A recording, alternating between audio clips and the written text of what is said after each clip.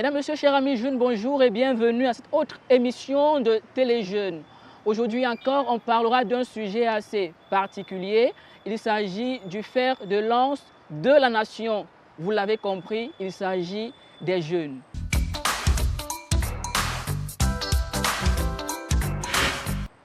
Depuis quelque temps, la jeunesse fait encore le sujet phare au Cameroun. Et ce n'est pas notre coordonnatrice, Madame Fidèle Djeba, qui dira le contraire, avec qui je m'entretiendrai tout à l'heure. De qui s'agit-il? Il s'agit de la coordonnatrice et de la présidente du CONEP, Conseil national pour l'éducation populaire, qui a coordonné pendant près d'une semaine les GENACI, entendez par là, les Jeux nationaux de la citoyenneté. Elle est avec moi et avec elle, on en parle. Fidèle, bonjour. Bonjour. Comment vous sentez? Bien, merci, bien. Alors, comment se porte déjà le CONEP dont vous êtes la présidente? Voilà, le CONEP se porte bien parce qu'il prend déjà ses marques. Faut reconnaître que nous sommes une jeune structure qui a juste un an d'âge. Alors, à travers les GENACI, nous avons pu davantage nous faire connaître sur le plan national. Donc, le CONEP fait ses premiers pas tout doucement, lentement, mais sûrement. Mais on ne dirait pas que le CONEP, ce sont ses premiers pas. Au vu de ce qu'on a regardé et observé, plus de 500 jeunes, soit 10 régions représentées, venus de tout le Cameroun. Comment cela s'est fait en si peu de temps alors que le CONEP n'est qu'au début? Voilà, le CONEP en tant que structure est très jeune, mais nous, les membres dirigeants du CONEP, nous ne sommes pas jeunes. Donc, c'est dire que nous avons suffisamment d'expérience. Pour la petite histoire, le CONEP est le résultat d'un long processus. Nous l'avons pensé depuis plus d'une décennie et donc ce n'est qu'en 2024 qu'il voit véritablement le jour. Et donc le CONEP est constitué, je pourrais le dire, des anciens jeunes leaders. Voilà, nous avons fait partie du Conseil national de la jeunesse et aujourd'hui nous ne sommes plus jeunes, mais parce que nous encadrons les jeunes, nous avons pensé justement mettre sur pied cette plateforme des organisations qui mènent des activités au profit des jeunes. Donc, c'est dire que nous avons quand même suffisamment d'expérience pour nous permettre de mener avec succès une activité d'une telle envergure. Et en quelques mots, c'est quoi les GENACI? Quels sont ses objectifs? Quel est son but? Les GENACI, dont on entendait par là Jeux nationaux de la citoyenneté, étaient à leur première édition. Nous l'avons organisé du 6 au 10 août dernier à Yaoundé. Et la particularité de ces jeux réside dans le fait que les compétiteurs ou alors des personnes, les participants mènent un certain nombre d'activités, d'animations sportives et socio-culturelles, mais ne compétissent pas. Les régions ne compétissent pas les unes contre les autres. Donc, les 500 délégués ou alors les 500 participants au GENACI sont arrivés et ils ont été tous répartis en 4 équipes. Et 4 équipes thématiques autour d'une valeur. Nous avions par exemple la valeur paix, la valeur citoyenneté, civisme, la valeur patriotisme et la valeur vivre ensemble. Donc, c'est 4 équipes qui avaient chacune 25 personnes et qui ont donc compétit au sein de leur équipe. Donc, au final, nous avons la valeur paix qui a remporté, qui est sortie gagnante de l'ensemble des jeux pour montrer qu'en réalité, c'est la paix qu'il nous faut. Et le civisme, l'équipe civisme est venue en dernière position, comme pour dire qu'il y a encore beaucoup à faire dans le civisme. Donc, les GENACI se voulaient juste être un cadre convivial de jeu, de vivre ensemble, de solidarité, parce que les jeunes qui venaient au départ ne se connaissaient pas, mais ils ont appris à dormir ensemble, à manger ensemble. Imaginez-vous une équipe de football où pour la première fois vous jouez avec des personnes que vous ne connaissez même pas, mais vous êtes appelés à jouer ensemble.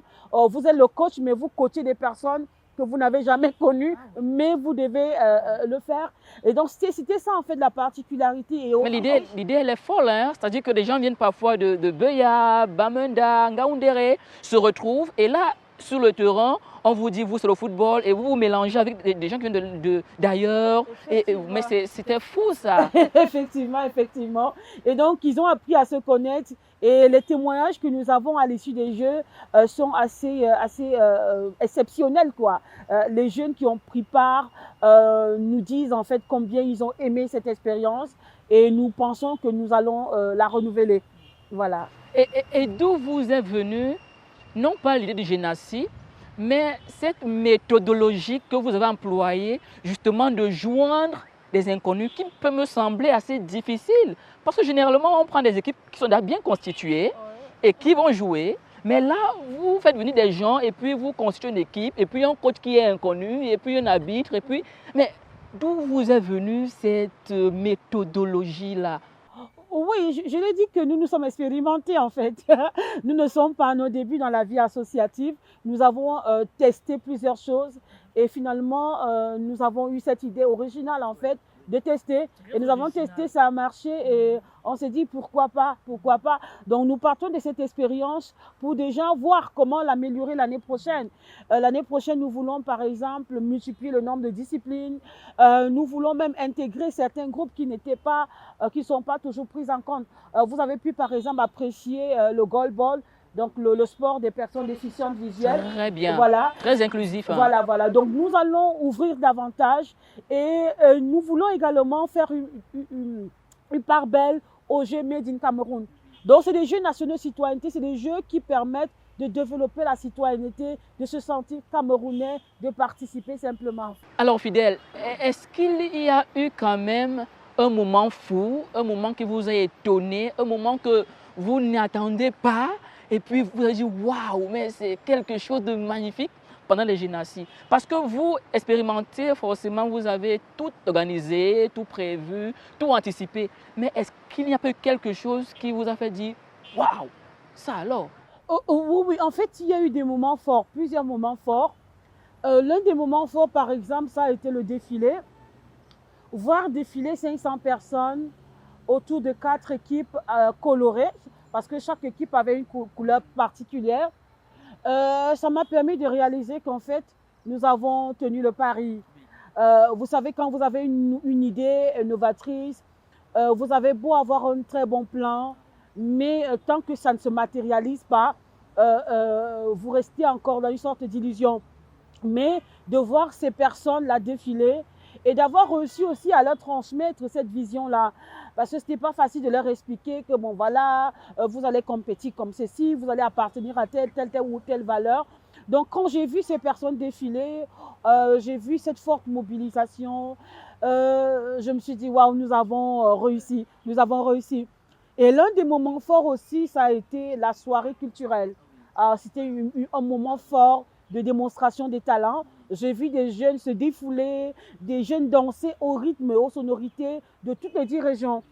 C'est-à-dire que sur une piste libre, comme ça, vous voyez des jeunes danser le gourna, vous voyez les jeunes danser le bensikin et tout. Et nous-mêmes, on s'est pété. En tout cas, j'en venais pour dire que moi, ce qui m'a le plus étonné pendant cette cérémonie, c'est de voir Fidèle, qu'on aime bien appeler Tata Fidèle, sur le podium en train de chanter du rap. Je pense que des images peut-être pourraient nous être données si on le permet au niveau de la réalisation d'ailleurs. Allez-y Fidèle. Oui. En fait, c'est la jeunesse. Je dis, on est au quotidien avec les jeunes et nous-mêmes, on se sent encore jeunes dans la tête.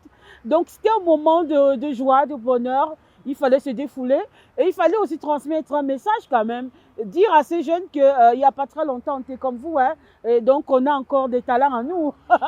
Donc, c'est des moments très forts voilà, d'expression des talents, de convivialité. Et ça, j'ai bien aimé. J'ai vraiment aimé. Est-ce qu'il y a eu de façon spécifique un jeune, femme ou homme, qui vous aurait bluffé pendant les Génassi, quelqu'un qui s'est démarqué de façon peut-être subjective? Pas une personne en particulier, mais des personnes. Parce que nous avons eu une centaine de volontaires qui se sont déployés bien avant le début des Jeux et bien encore après les Jeux. Et ces jeunes, je les ai vus à pied d'œuvre, de jour comme de nuit. Ils ont travaillé durement.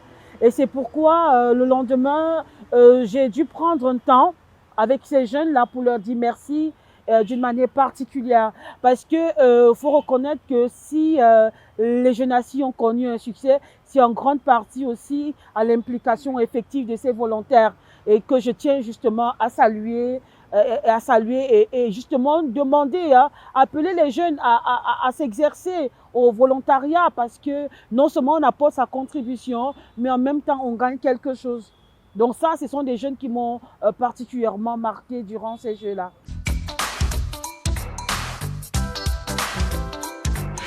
Ces jeunes qui ont participé au Jeunassi, qui venaient de toutes les régions du Cameroun, avec quoi est-ce qu'ils repartent de façon concrète? Qu'est-ce qu'ils ont construit pendant ces quelques jours de vivre ensemble, de citoyenneté, de communion? Oui, voilà. Faut déjà dire que les activités sportives et les activités socio-éducatives et culturelles transportent des valeurs. Le fait, par exemple, de jouer dans une équipe ou alors de mener une activité en équipe permet justement de développer la solidarité, permet de développer le fair play, parce qu'il faut aussi apprendre à être fair play. Nous avons voulu transmettre à ces jeunes des valeurs même de dépassement de soi, des valeurs de vivre ensemble, d'acceptation d'autrui. Et c'est cela. Je crois que ces jeunes partent avec un plus parce qu'ils ont appris à côtoyer des personnes, ils ont appris à vivre avec ces personnes-là malgré la différence. Et c'est ça en fait que nous voulions transmettre. Et je crois que au-delà donc des valeurs dont j'ai parlé, les valeurs qui ont soutenu ces jeux, c'est-à-dire la paix, le civisme, le patriotisme et le vivre ensemble, nous avons voulu transmettre également les valeurs sportives de fair play, d'esprit d'équipe, de solidarité, de dépassement de soi, et ainsi de suite. Est-ce qu'il y aurait quelque chose que le public ne connaît pas de ces jeux et un secret qui se cache derrière ces jeux et que vous voudriez partager avec nous, avec ce public qui vous écoute, qui vous regarde? Oui, un secret, je sais pas s'il y a un secret, mais ce que ces jeux aussi ont permis de faire découvrir, c'est les jeux Made in Cameroun. Je crois que ceux qui ont fait un tour au village des jeux ont pu découvrir par exemple le Boa Game et ils ont pu découvrir le Ndem. Donc je vois de ces petites filles encore qui à la fin nous harcelaient, elles disaient qu'elles veulent qu'on leur achète le Ndem. Et c'est des jeux de société comme ça que nous voulons aussi valoriser. Donc voilà, je n'ai pas envie de donner les secrets de l'organisation parce que c'est une grosse machine. Ça a été une très grosse machine à organiser tout ça, ce n'était pas facile. Mais quand même, avec le soutien, l'accompagnement institutionnel du ministre de la Jeunesse et de l'Éducation civique, qui a été à nos côtés depuis le début, nous avons vraiment tenu le pari. Donc le secret, alors peut-être qu'il faut rentrer dans le secret de Dieu pour voir en fait comment ça s'est passé. Mais quand même, il faut reconnaître que le ministère de la Jeunesse est déployé avec tout son personnel pour s'assurer que voilà, toutes les commissions travaillent et que tous les participants soient aux petits soins. Et c'est pas nouveau, hein, c'est quelqu'un de très ouvert, très accessible, monsieur le ministre. Très accessible parce que même moi qui parle plusieurs fois, on s'est côtoyé. C'est un homme qui est vraiment peut-être plus jeune que nous autres. Et on se demande comment il fait pour être partout, en tout temps, parce qu'on l'a vu justement au Jeunassi, et puis on l'a vu le lendemain, toujours au niveau de la journée internationale de la jeunesse. Et vous y étiez encore là-bas, mes fidèles, on se demande, mais d'où vient votre énergie? Voilà, c'est ça aussi la vie associative, hein. Moi, par exemple, je suis dans le mouvement associatif depuis l'âge de 10 ans. Donc, je suis un pur produit du mouvement associatif. Je vais dire que c'est dans la peau, c'est dans le sang. Donc, c'est des choses que je fais avec beaucoup de plaisir. Et donc, du coup, je ne vois pas la pénibilité. Non, non, je le fais avec beaucoup de plaisir. Et de voir, en fait, tout ce bonheur autour de moi, c'est une grande reconnaissance. Il est important quand même de dire à ces jeunes qui nous suivent, comment est-ce qu'on participe au Jeunassi? Beaucoup ont vu leurs frères, leurs amis, mais se disent, ah, le Cameroun, les réseaux peut-être, ah, ben, je mets ceci, cela. Alors il est temps pour vous, en tant que président du CONEP et coordonnatrice, de leur dire ce qu'il faut et comment participer au Jeunassi. Il faut savoir que ce que nous venons de vivre était en réalité la finale des Jeunassi. parce que le processus a été lancé depuis le mois de février, lors de la 11e de la jeunesse, autour de la fête nationale de la jeunesse, où nous avons organisé des sélections au niveau des arrondissements et au niveau des départements. Donc maintenant, lors de la fête nationale du 20 mai, nous avons organisé les sélections régionales, donc les finales régionales. Et donc ce sont ces finalistes qui sont venus des 10 régions pour compétir au niveau national. Donc pour ceux-là qui voudraient se joindre à nous les prochaines éditions, nous les invitons simplement, dès lors que nous allons lancer l'appel à candidature, de se rapprocher soit des structures déconcentrées du MINJEP, soit des bureaux locaux du CONEP ou même du CNJC pour s'inscrire et pouvoir participer. Alors, comme je l'ai dit tantôt, nous voulons innover l'année prochaine avec d'autres disciplines. Cette année, nous avons eu droit aux activités d'animation sportive, aux activités socio-culturelles telles que le slam, telles que les quiz, et ainsi de suite, l'art culinaire. Donc l'année prochaine, nous voulons même faire participer des Jeux Made in Cameroun, que les jeunes puissent compétir autour de ces Jeux. Et nous allons même lancer un appel pour que ces jeunes qui ont ces Jeux, qui puissent nous les proposer, puis pour que ces Jeux-là soient intégrés et que ce soit camerounisé. Alors Fidèle, avant de sortir de l'émission, il est quand même important de dire que faire tout cela n'a pas été du tout évident. Il y a forcément eu des difficultés, des soucis. Et chez vous, quelles ont été les principales difficultés auxquelles vous avez dû faire face? Mais surtout, comment avez-vous pallié à ces difficultés-là? Ok, je ne suis pas du genre à parler des difficultés parce que dans ma manière de gérer les hommes et les situations, je gère au cas par cas. Donc dès lors qu'une situation se présente, je la gère tout de suite. Donc s'il faut parler des difficultés, c'est peut-être la coordination des hommes. C'était quand même un grand effectif. Donc pouvoir coordonner tout ça en temps réel, suivre une vingtaine de commissions et s'assurer que tout le monde est en train de faire son travail, veiller à la sécurité de tout le monde, de jour comme de nuit, s'assurer que tout le monde mange bien, s'assurer que les timings sont respectés. Et donc ça, s'assurer que les compétiteurs ou les participants voyagent dans des bonnes conditions. Donc vraiment, c'était une grosse coordination. Et je me dis encore, le fait que je ne sois pas seule, il y avait toute une équipe autour de moi, a permis quand même de contourner ou alors d'affronter ces difficultés-là. Alors, peut-être pour conclure, je dirais aussi que je suis satisfaite et là, vraiment, je voudrais rendre grâce à Dieu parce que c'est véritablement la première grande activité que le CONEP met en place depuis la mise sur pied du tout premier bureau. Et cette activité s'inscrit en droite ligne de nos missions d'éducation populaire.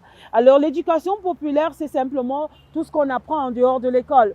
Et donc, cette activité de jeunassie, nous avons voulu transmettre ces valeurs-là en dehors du cadre didactique ou alors, comment dire, académique ordinaire. Oui, voilà. Donc, apprendre par le jeu, apprendre par le divertissement, c'est un peu ça notre rôle, notre mission en tant que CONEP.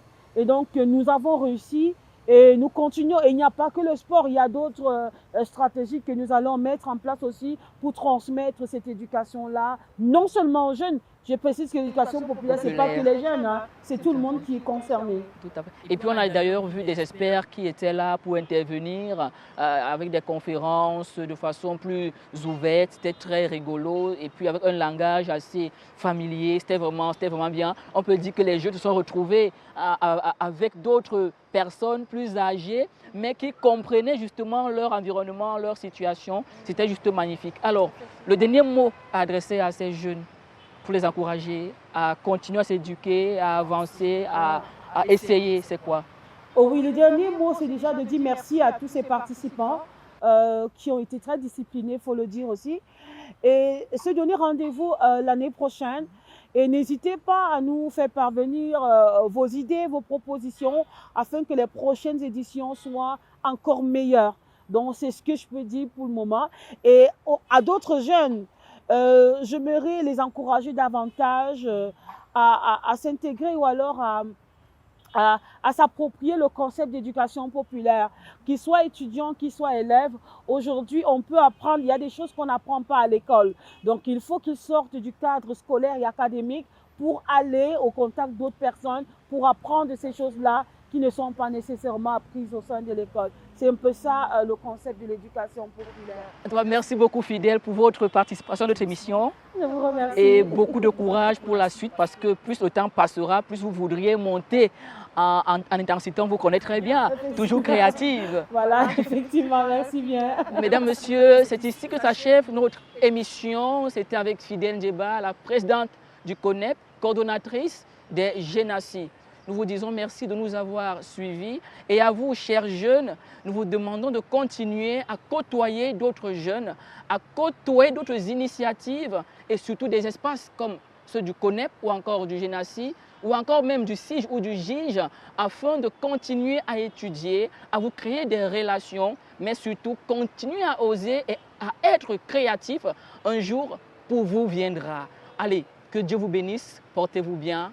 Ciao.